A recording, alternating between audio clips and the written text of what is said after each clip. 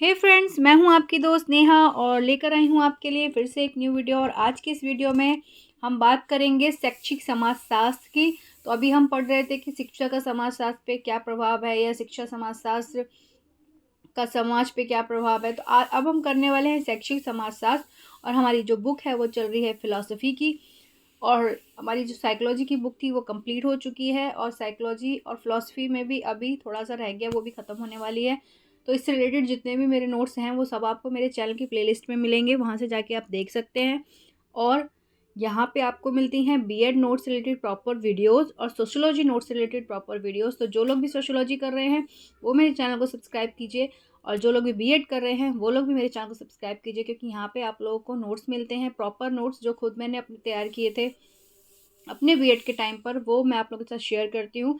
और अगर जो नोट्स नहीं बन पाते हैं या जो नोट्स मेरे उस टाइम पे नहीं थे, वो मैं आप लोगों के लिए बना के फिर आप लोगों के लिए वीडियो बनाती हूँ और ईजी लैंग्वेज में आपको समझाने की कोशिश करती हूँ ताकि आपको हर एक चीज़ समझ में आए।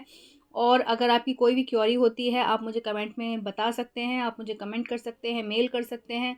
अगर आपको कोई भी चीज़ मुझसे पूछनी है वो आप मुझे मेल कर सकते हैं या आप मुझे कमेंट कर सकते हैं, और मैं आपके सारे कमेंट का रिप्लाई करने की कोशिश करती हूँ। ऐसा कुछ भी नहीं है कि मैं कमेंट आप लोग करते हो तो उसका रिप्लाई नहीं करती हूँ, मैं रिप्लाई करती हूँ। तो चलिए फ्रेंड्स, स्टार्ट करते हैं अपनी आज की वीडियो। और जो लोग भी वीडियो अभी फर्स्ट टाइम देख रहे हैं, वेलकम टू माय चैनल। और चैनल को सब्सक्राइब करे बिना बिल्कुल भी मत जाइए। मेरे सारे प्यार व्यूअर्स को वेलकम है मेरे चैनल में, और ऐसे ही बने रहिए। और मेरे जो नेक्स्ट चैनल है, मेरा जो दूसरा चैनल है लाइफ की बात नेहा के साथ, उसे भी आप सब्सक्राइब कर लेंगे तो वहाँ आपको मिलेंगी मेरे जो भी मैं लाइफ से रिलेटेड जो भी वीडियोस डालती हूँ वो आपको मिलती हैं। जो भी मुझे टिप्स ट्रिक्स पता होती हैं वो आप लोग के लिए लेकर आती हूँ, या मुझे आपके साथ कोई चीज़ शेयर करनी है ऑनलाइन हो या जैसी भी कोई भी चीज़ शेयर करनी होती है वो मैं वहाँ पे उसकी वीडियोस बनाती हूँ। तो वो चैनल भी आप लोग के लिए हेल्पफुल हो सकता है। अगर आप वहाँ पे भी मुझे सपोर्ट करेंगे तो मुझे बहुत अच्छा लगेगा। तो चलिए स्टार्ट करते हैं अपनी आज की वीडियो। तो देखिए, हमारी आज की वीडियो है शैक्षिक समाजशास्त्र। जैसा कि आप देख पा रहे हैं हेडिंग, तो democracy education the school of society. शैक्षिक समाजशास्त्र में व्यक्ति, समाज, सामूहिक समूहों, सामाजिक वर्गों, सामाजिक संस्थाओं आदि का अध्ययन किया जाता है और देखा जाता है कि इनका व्यक्ति के विकास पर क्या प्रभाव पड़ता है। और इस आधार पर शिक्षा का स्वरूप निश्चित किया जाता है कि शिक्षा विवादाक्षक किया जाता है। ठीक है, शिक्षा विवादाक्षक में ईस्वी 1928 जॉर्ज पेनी की प्रसिद्ध पुस्तक प्रिंसिपल ऑफ एजुकेशन सोशियोलॉजी में व्याख्या की गई है। ठीक है, परिभाषा देख लेते हैं। ब्राउन के अनुसार शैक्षिक समाजशास्त्र व्यक्ति तथा उसके वातावरण के बीच होने वाली अंतःक्रिया का अध्ययन है। जॉर्ज मैनी के अनुसार शैक्षिक समाजशास्त्र से हमारा तात्पर्य उस विज्ञान से है जो संस्थाओं, सामाजिक समूहों और सामाजिक प्रतिक्रियाओं अर्थात उन सामाजिक संबंधों का जिनमें अथवा जिनके द्वारा व्यक्ति अपने अनुभव को प्राप्त करता है और उसका वर्णन करता है और व्याख्या करता है, वो उन्होंने कहा है वो शैक्षिक समाजशास्त्र के अंतर्गत आता है। शैक्षिक समाजशास्त्र के उद्देश्य क्या है? हैरिंगटन ने शैक्षिक समाजशास्त्र के उद्देश्य बताए हैं। विद्यालयों को प्रभावित करने वाले सामाजिक कारकों का अध्ययन करना। ठीक है, नेक्स्ट है कि सामाजिक कारकों का अध्ययन करते हुए व्यक्ति पर पड़ने वाले उनके प्रभावों को समझना। सामाजिक, आर्थिक तथा सांस्कृतिक प्रवृत्तियों को समझते हुए शिक्षा के पाठ्यक्रम का सामाजिक दृष्टि से नियोजन करना। समाज के संदर्भ में शिक्षक के कार्य ज्ञान प्राप्त करना और सामाजिक प्रगति की दृष्टि से विद्यालय के कार्य का ज्ञान प्राप्त करना। शैक्षिक समाजशास्त्र के क्षेत्र देख लेते हैं। इसके प्रमुख विषय निम्न प्रकार है। नंबर 1 है समाज की आवश्यकताओं, परिस्थितियों, समस्याओं और मांगों का अध्ययन करना। सांस्कृतिक वातावरण के संदर्भ में व्यक्ति तथा समाज का अध्ययन करना। व्यक्तिगत और विद्यालय पर प्रभाव, समाज के प्रभाव का अध्ययन करना। समाज में शिक्षक के स्थान और महत्व का अध्ययन करना। समाज पर शिक्षा के प्रभाव का अध्ययन करना। विद्यालय में लोकतांत्रिक भावना का विकास करना। व्यक्ति और समाज की प्रगति के लिए पाठ्यक्रम में आवश्यक परिवर्तन करना। ठीक है, नेक्स्ट है हमारा शैक्षिक समाजशास्त्र के कार्य क्या हैं, ये भी देखते हैं। शैक्षिक समाजशास्त्र व्यक्तियों के विचारों, मूल्यों तथा व्यवहारों को परिवर्तित कर समाज को प्रगति की ओर अग्रसर करता है। शैक्षिक समाजशास्त्र समाज के सदस्यों के नैतिक, चारित्रिक और आध्यात्मिक, दार्शनिक तथा सामाजिक उत्थान में सहयोग देता है। शैक्षिक समाजशास्त्र समाज को गतिशीलता प्रदान करता है। शैक्षिक समाजशास्त्र समाज की संस्कृति के संरक्षण तथा विकास के पूर्ण सहयोग प्रदान करता है। शैक्षिक समाजशास्त्र समाज के उपयोगी रीति रिवाजों, परंपराओं, धारणाओं और मूल्यों की रक्षा करता है और उनको स्थायी बनाता है तथा दोषपूर्ण कुप्रथाओं और व्यवहारों में संशोधन करता है। ठीक है, शैक्षिक समाजशास्त्र के अध्ययन की आवश्यकता एवं महत्व देख लेते हैं। बालक के विकास पर उसके परिवार, विद्यालय, समुदाय, संस्कृति आदि का प्रभाव पड़ता है। शैक्षिक समाजशास्त्र में इन सभी का अध्ययन होता है। शैक्षिक समाजशास्त्र की आवश्यकता एवं महत्व को निम्न प्रकार स्पष्ट किया जा सकता है। तो हम देख लेते हैं किस तरह से उनको स्पष्ट किया गया है। देखिए, शैक्षिक समाजशास्त्र की सहायता से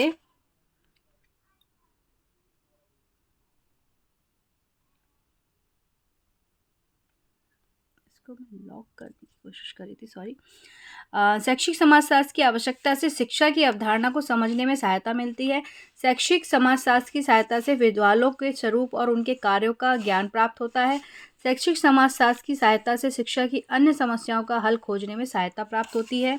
नेक्स्ट है शैक्षिक समाजशास्त्र का शिक्षा पर प्रभाव। प्रौढ़ शिक्षा के लिए प्रयत्न प्रारंभ किए गए। शिक्षकों के प्रशिक्षण के लिए प्रशिक्षण संस्थानों की स्थापना की गई। शिशु शिक्षा का बाल मनोविज्ञान पर बल दिया गया। राज्य द्वारा व्यावसायिक तकनीकी और कृषि शिक्षा की व्यवस्था की गई। विकलांग और मंदबुद्धि बालकों की शिक्षा का उत्तरदायित्व भी सरकार को ग्रहण किया गया। ठीक है, नेक्स्ट हम देख लेते हैं शिक्षा सामाजिक परिवर्तन का एक साधन है। शिक्षा समाज में परिवर्तन करने में सक्षम है। सामाजिक परिवर्तन व शिक्षा, तो देखते हैं कि सामाजिक परिवर्तन और शिक्षा कैसे है। सामाजिक परिवर्तन दो शब्दों से मिलकर बना है, समाज और परिवर्तन। समाज का अर्थ केवल व्यक्तियों का समूह नहीं है, बल्कि समूह में रहने वाली व्यक्तियों के आपस में जो संबंध है, उन संबंधों के संगठित रूप को ही हम समाज कहते हैं, है ना। समाज सिर्फ मानव संबंधों का जो ग्रुप, मानव संबंधों का जाल है, मैकाइवर एंड पेज ने कहा है।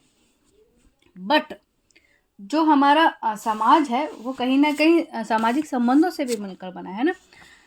तो अर्थ केवल व्यक्तियों का समूह नहीं है, बल्कि समूह में रहने वाले व्यक्तियों के आपस में जो संबंध है, उन संबंधों के संगठित रूप को ही हम समाज कहते हैं।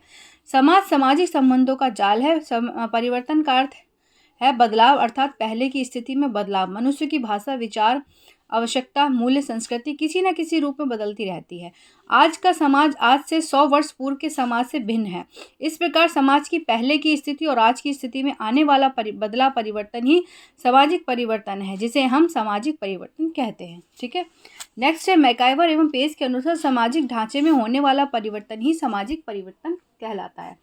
ठीक है, नेक्स्ट है ग्लीन के अनुसार सामाजिक परिवर्तन का अर्थ जीवन की स्वीकृत विधियों में होने वाला परिवर्तन, चाहे वह परिवर्तन भौगोलिक दशाओं के कारण है या जनसंख्या की रचना अथवा विभिन्न सिद्धांतों में परिवर्तन के कारण हो, अथवा समूह के अंदर ही आविष्कारों के फलस्वरूप ही उत्पन्न हुए हैं। ठीक है, सामाजिक परिवर्तन की प्रक्रिया देख लेते हैं। शास्त्रीय मत और नवीन मत। ठीक है, नवीन मत देखते हैं। नवीन परिवर्तन, एकीकरण, फिर सामाजिक स्वीकृति और उसके बाद चयनित विलोपन। ठीक है, फिर आता है व्यक्तियों के अनुभवों में परिवर्तन, उसके द्वारा व्यक्तियों की अभिवृत्ति यानी कि सोच में परिवर्तन, उनकी अंतःक्रिया में परिवर्तन, उनकी सामाजिक संबंधों में परिवर्तन, सामाजिक संरचना में परिवर्तन, सामाजिक परिवर्तन, ये सब मिलकर सामाजिक परिवर्तन बनता है। नेक्स्ट देख रहे हैं कि सामाजिक परिवर्तन की विशेषताएं क्या हैं। सामाजिक परिवर्तन पूरे सामाजिक ढांचे में भी हो सकता है तथा उसके किसी एक संगठन में भी हो सकता है। जैसे कि आप अभी देख रहे हैं इस टाइम हमारे समाज में विवाह जो है उसकी जो वैल्यू है, उसकी जो रचना है, जो ढांचा है, वो भी काफ़ी चेंज हो चुका है ना। पहले के अकॉर्डिंग अब के शादी होने के जो चीज़ें हैं उनमें काफ़ी बदलाव आ चुका है ना। उसी तरह से अगर हम देखें कि पहले महिलाओं की जो स्थिति थी उसमें बहुत बदलाव आ चुका है, तो कहीं ना कहीं समाज में जो परिवर्तन होते हैं वो पूरे कहीं ना कहीं एक इकाई से भी परिवर्तन होता है या पूरे ढांचे में भी परिवर्तन हो सकता है, एक संगठन में भी परिवर्तन हो सकता है। तो बहुत सारी चीज़ों में परिवर्तन होते रहते हैं। भौतिक तथा अभौतिक संस्कृति बदलने पर सामाजिक परिवर्तन होता है। शिक्षा के द्वारा जब व्यक्ति के विचारों में क्रांतिकारी परिवर्तन होता है तो उसके व्यवहार में भी परिवर्तन आता है। खुले समाज में परिवर्तन की गति तीव्र होती है, जबकि बंद समाज में परिवर्तन की गति मंद होती है। जब सामाजिक परिवर्तन की गति मंद हो जाती है तो एकाएक क्रांति की संभावना बढ़ जाती है और परिवर्तन होता है। ठीक है, समाज में होने वाला परिवर्तन हमेशा विकास की ओर नहीं ले जाते। कभी कभी कुछ परिवर्तन समाज में अवनति का कारण भी बनते हैं। मतलब कोई भी जो बदलाव है जरूरी नहीं है कि वो अच्छे के लिए ही हो या अच्छाई ही लेकर आए। हो सकता है उसकी वजह से कोई चीज़ खराब हो जाए, हो सकता है उस चीज़ की वजह से हमें पीछे की ओर जाना पड़े, है ना। तो बहुत सारी चीज़ें हो जाती हैं। पहले की अपेक्षा आधुनिक सामाजिक परिवर्तन का रूप नियोजित व अनियोजित भी हो सकता है। पहले की अपेक्षा आधुनिक समाज में परिवर्तन अधिक होता है तथा स्वाभाविक व सामान्य ढंग से होने वाले परिवर्तन तथा सामाजिक संरचना को प्रभावित करते हैं। ठीक है, नेक्स्ट है सांस्कृतिक और सामाजिक विलंबना। ठीक है, तो मैं देख लेती हूँ कि वीडियो काफ़ी नहीं, मैं इसी में कवर करने की कोशिश करती हूँ इसको कि वीडियो जो है वो लंबी नहीं होगी। सांस्कृतिक और सामाजिक विलंबना, जब हमारे भौतिक संस्कृति में तेजी से परिवर्तन होते हैं लेकिन हमारी अभौतिक संस्कृति में बदलाव इतना नहीं हो पाता, यही अंतर सांस्कृतिक और सामाजिक विलंबना कहलाता है। तो फ्रेंड्स, जो ये आप देख रहे हैं सांस्कृतिक विलंबना और सामाजिक विलंबना, ये हमारा सोशियोलॉजी का भी चैप्टर है। सोशियोलॉजी में भी ये डेफिनेशन और ये सारे टॉपिक आते हैं। तो कहीं ना कहीं सारे सब्जेक्ट एक दूसरे से जुड़े हुए होते हैं। सामाजिक परिवर्तन के रूप विकासात्मक परिवर्तन, प्रतिगामी परिवर्तन और उतार चढ़ाव या लहरदार परिवर्तन। वो परिवर्तन जिसमें हम उन्नति की ओर अग्रसर ना होकर अवनति की ओर आ जाते हैं, उसे हम प्रतिगामी परिवर्तन कहते हैं। उतार चढ़ाव या लहरदार परिवर्तन मूल्यों जैसे सोने चांदी में बदलाव यानी कि आता रहता है ना। आप देखते हैं सोने चांदी की जो कॉस्ट है वो काफ़ी हर दिन बदलती और चढ़ती उतरती रहती है ना। तो इसको हम कहते हैं उतार चढ़ाव या लहरदार परिवर्तन। चक्रीय परिवर्तन जीवन चक्र जैसे फैशन में बदलाव, मौसम में बदलाव, चक्रीय बदलाव कहते हैं। चक्रीय बदलाव जैसे कि जो चीज़ें घूम फिर के वैसे ही आ जाती हैं। देखिए आप फैशन, जो हम फैशन की बात करते हैं तो जो फैशन पुराने ज़मानों में होता था वही जो सारी चीज़ें हैं वो दोबारा से रिपीट होती हैं। मतलब जो फैशन है वो रिपीट होता है लेकिन एक मॉडरेट तरीके से, उसे मॉडरेट किया जाता है ना। जैसे कि पहले के टाइम में आपने देखा सूटों का बहुत प्रचलन था, लेकिन फिर बीच में आया कि लोग सूट नहीं कम पहनते थे, jeans T shirt, jeans top, jeans kurti इनमें ज़्यादा रहते थे। लेकिन फिर से एक फ़ैशन आया कि सूटों का एक मॉडरेट तरीका दिया गया और उनको आजकल सूट का भी बहुत ज़्यादा प्रचलन है ना। जैसा कि आप देखते सूट भी बहुत टाइप के चल रहे हैं और लड़कियां सूट भी पहनना बहुत पसंद करती हैं आज के टाइम में, कुर्तीज़, जीन्स। तो ये सारी चीज़ें कहीं ना कहीं रिपीटेड जो चीज़ें होती हैं, जो मॉडरेट तरीके से हमारी लाइफ में दोबारा आती हैं, उसे हम चक्रीय परिवर्तन के रूप में जानते हैं। ठीक है, फिर है हमारा सामाजिक परिवर्तन को प्रभावित करने वाला कारक यानी कि भौगोलिक कारक, प्राकृतिक आपदा आने पर समाज में बदलाव, जैविकीय कारक, ठीक है, जो हमारे जैविकीय कारक होते हैं, जनानकी कारक जैसे कि जनसंख्या में होने वाले परिवर्तन, प्रौद्योगिक कारक, जो चीज़ें मैंने नहीं लिखी हैं वो इसलिए नहीं लिखी जो वो आपको पता होंगी। सांस्कृतिक कारक, धर्म, विचार, मूल्य, नैतिक विचार में होने वाले परिवर्तन, ये 3 प्रकार के होते हैं। सांस्कृतिक संघर्ष और परसंस्कृति ग्रहण और प्रसंस्कृति प्रसार। आर्थिक कारक, तो वही इसमें आप अपने आप भी लिख सकते हैं। राजनीतिक कारक, इसमें भी आप अपने आप लिख सकते हैं। मनोवैज्ञानिक कारक, कि जब इंसान का मेंटलिटी चीज़ें डिस्टर्ब होती है तो कहीं ना कहीं उसके घर में उनसे जुड़े लोगों में काफ़ी उतार चढ़ाव होता रहता है, बदलाव आता है, तो ये मनोवैज्ञानिक कारक हो सकते हैं। औद्योगिकरण व आधुनिकीकरण, ठीक है, धर्म की वजह से। और शिक्षा व सामाजिक परिवर्तन में संबंध, आप ये मैं पहले भी हेडिंग करा चुकी हूँ तो उससे रिलेटेड आप इसमें लिख सकते हैं। ठीक है, शिक्षा व सामाजिक परिवर्तन में संबंध क्या है। ठीक है, और अगर आप कहें कि नहीं ये करवा दीजिए तो आप मुझे कमेंट करके बता सकते हैं, ये हेडिंग मैं फिर बाद में दोबारा कंप्लीट करा दूंगी। तो फिर हमारा नेक्स्ट चैप्टर स्टार्ट हो जाएगा, दार्शनिक पद्धतियाँ।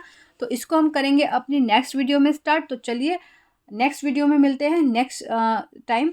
तो चैनल को सब्सक्राइब करे बिना बिल्कुल भी मत जाइए क्योंकि नेक्स्ट वीडियो जल्दी आएगी आपके लिए। और जो लोग भी फर्स्ट टाइम जुड़े थे उन लोगों को भी थैंक यू, और प्लीज़ चैनल को सब्सक्राइब कीजिए। और मेरे सेकंड चैनल लाइफ की बात नेहा के साथ, उसको भी सब्सक्राइब कीजिए। Thank you so much.